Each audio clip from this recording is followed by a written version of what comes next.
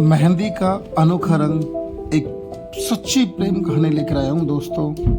मेहंदी लगा के रखना, ढोली सजा के रखना, आएंगे तुझको लेने गोरी तेरे सजना।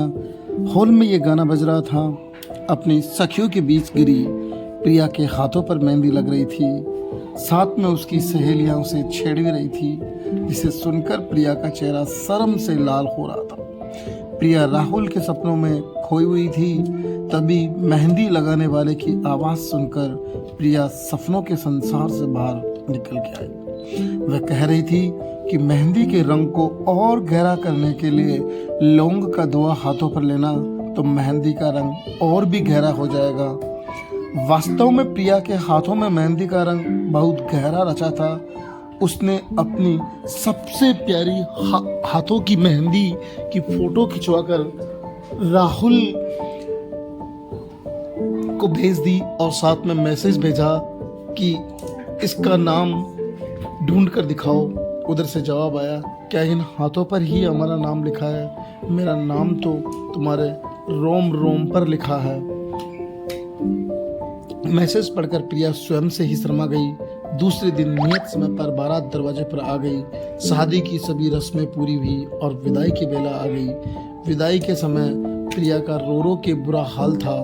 उसकी ये दशा राहुल से देखी नहीं जा रही थी। प्रिया के माता पिता ने प्रिया का हाथ राहुल के हाथ में देकर कहा, बेटा आज हम अपने जिगर के टुकड़े को तुम्हें सौंप रहे हैं। आज से ये तुम्हारी अमानत है। राहुल ने कहा, आप लोग चिंता ना करें, अब प्रिया की खुशियों का ध्यान मैं रखूंगा। आपको कभी शिकायत का मौका नहीं मिलेगा। मैं अपने जीते जी प्रिया के हाथों की मेहंदी का रंग फीका नहीं पड़ने दूंगा। ये सुनकर प्रिया के साथ साथ उसके माता पिता के चेहरों पर संतोष की मुस्कान आ गई। प्रिया अपने ससुराल में बहुत खुश थी। उसके सास ससुर प्रिया को बहुत प्यार करते थे और देवर भी अपनी भाभी का बहुत सम्मान करता था। प्रिया के चारों ओर खुशियाँ ही खुशियाँ थी। उसकी सास कहती, बहू अभी तो तुम्हारी हाथों की मेहंदी भी नहीं छूटी है, इसलिए अभी तुम घर के कामों को हाथ न लगाना। काम तो जीवन भर करना है। अभी तो तुम सिर्फ सच संवर कर रहा करो, क्योंकि मेरे राहुल को तुम सिर्फ इसी रूप में अच्छी लगती हो। ये सुनकर वह अपनी सासू माँ से ही शर्मा कर लिपट जाती। प्रिया को ये सब सपना लगता। वह सोचती, क्या किसी का ससुराल इतना अच्छा भी होता है? वह अपने ससुराल में इतनी खुश थी कि वह अपने मायके को भी भूल गई। देखते देखते 3 महीने कैसे बीत गए उसे पता ही नहीं चला। आज सुबह से ही उसके ससुराल में चहल पहल थी, क्योंकि आज राहुल का जन्मदिन था। रसोई घर से खाने की खुशबू आ रही थी। घर में शाम को इसी खुशी में एक छोटी सी पार्टी रखी गई थी। सभी तैयारियां पूरी हो गई थी। प्रिया ने आज भी अपने हाथों में मेहंदी लगवाई थी, क्योंकि प्रिया के मेहंदी लगे रात राहुल को बहुत पसंद थे। प्रिया की सास ने कहा, बहू जाकर तैयार हो जाओ, मेहमानों के आने का समय हो गया है। प्रिया तैयार होने के लिए अपने कमरे में चली जाती है। आज उसने सिल्क के लाल रंग की साड़ी पहनी और पूरा श्रृंगार करके सब उसने आईने में देखा तो खुद ही शर्मा गई, क्योंकि आज वह स्वर्ग से उतरी हुई अप्सरा सी लग रही थी। आँखों में काजल, होठों पर लिपस्टिक, सिंदूर से भरी हुई मांग, मेहंदी रचे हाथ, उसमें लाल कांच की चूड़ियाँ और सोने के कंगन। उसने आखिरी बार स्वयं को शीशे में देखा और कमरे से बाहर निकल आई। जब वो हॉल में दाखिल हुई तो सब उसे एकटक निहारते रह गए। तभी किसी ने उसकी सास से कहा, भाभी जी कहीं आपकी बहू को किसी की नज़र ना लग जाए, इसकी नज़र उतार दीजिए। यह सुनकर प्रिया शर्मा गई। उसे देखते हुए उसकी सास ने कहा, पार्टी के बाद में मैं इसकी नज़र उतार दूँगी।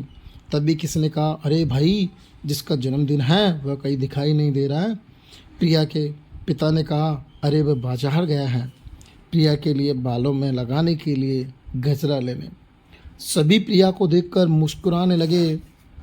प्रिया ने शर्मा कर अपनी पलकें जो झुका ली। तभी मोहल्ले का एक लड़का भागता हुआ आया और बोला, अंकल जी राहुल भैया का एक्सीडेंट हो गया। ये सुनते ही वहाँ सब घबराकर बाहर की ओर भागे। उस लड़के ने बताया कि उन्हें अस्पताल ले जाया गया है। सभी अस्पताल पहुंच जाते हैं। वहां उन्हें पता चलता है कि राहुल का ऑपरेशन हो रहा है। उसके सिर पर बहुत चोट आई है। घर के सभी लोग सांस रोके भगवान से उसके जीवन के लिए प्रार्थना कर रहे थे। तभी डॉक्टर ने आकर बताया कि राहुल को बचाया नहीं जा सका। यह सुनकर वहाँ हाहाकार मच गया। प्रिया के सास ससुर भिलक भिलक कर रोने लगे। उसके देवर का भी बुरा हाल था, पर राहुल की मौत का समाचार सुनकर भी प्रिया की आंखों में आंसू नहीं थे। वह जैसे जड़ हो गई थी, उसी हालत में सब उसे घर लेकर आ गए। सबने उसे रुलाने के बहुत जतन किए, पर पत्थर की मूर्ति की तरह बैठी रही। राहुल के अंतिम यात्रा की तैयारियां पूरी हो गई। सब कहने लगे कि प्रिया को भी राहुल के अंतिम दर्शन करा दो। जब कुछ पड़ोस की औरतें उसके पास गई, तब वह शून्य से एक टक देखते हुए मुस्कुरा रही थी। सभी आपस में बातें करने लगी कि कैसा कलयुग आ गया है कि पति की मौत पर भी आजकल की औरतें आंसू नहीं बहाती, उसकी मौत पर हंसती है। ये सुनकर सबने प्रिया की ओर देखा। सचमुच उसके चेहरे पर मुस्कान थी। उसके घर वाले ये देखकर आश्चर्य में पड़ गए कि जो प्रिया राहुल के शरीर पर लगी एक खरोंच देखकर रोने लगती थी, आज वह राहुल की मौत पर हंस रही है। उन्हें ये देखकर विश्वास नहीं हुआ। तभी एक औरत ने नफरत से प्रिया के कंधे को पकड़ते हुए कहा कि पहले अपने पति का अंतिम दर्शन कर लो, फिर मुस्कुराना। पर ये क्या? उस औरत के छूते ही प्रिया का निर्जीव शरीर एक तरफ लुढ़क गया।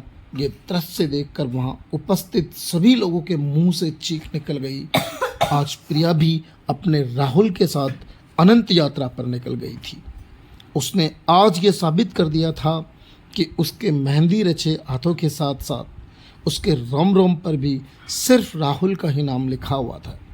आज उस घर से दो प्रेमियों की अर्थी एक साथ उठी। ऐसा गहरा और अनोखा प्रेम देखकर वहाँ उपस्थित लोगों की आंखों से गंगा जमुना बह रही थी। ऐसा दर्दनाक दृश्य देखकर ईश्वर की आंखें भी नम हो गई होगी, क्योंकि आज एक सुहागन अपने हाथों में मेहंदी से खिले अपने पति के नाम को उसी से ढूंढवाने के लिए उसके साथ स्वर्ग तक चली गई। दोस्तों, कहानी अच्छी लगी हो तो चैनल को सब्सक्राइब करो, कमेंट्स करो और लाइक करो।